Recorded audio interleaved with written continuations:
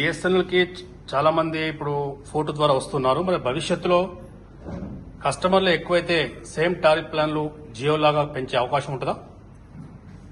ఇది ప్రభుత్వ రంగ సంస్థ. ఈ సంస్థ ఎంత అభివృద్ది చెందితే ఈ దేశ ప్రజలకు అంత లాభం.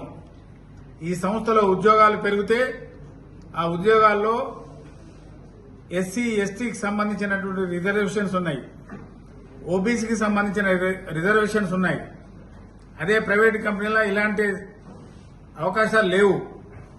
ఒక పక్కన ఈ దేశ ప్రజలకు సేవ అందిస్తూ ఇంకొక పక్క సామాజిక బాధ్యతగా వెనుకబడిన కులాలకి, దళిత కులాలకి ఉద్యోగ అవకాశాలు కల్పించేటువంటి ఈ సంస్థ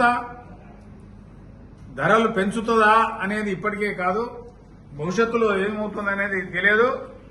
ఏది పెంచినా ప్రైవేటు వాళ్ళు పెంచి 1600 కోట్ల రూపాయల డ్రెస్సులు వేసుకునేటువంటి వాళ్ళు మాత్రం బిఎస్ఎన్ఎల్ లో ఉండరు అని చెప్పి తెలియజేసుకుంటారు.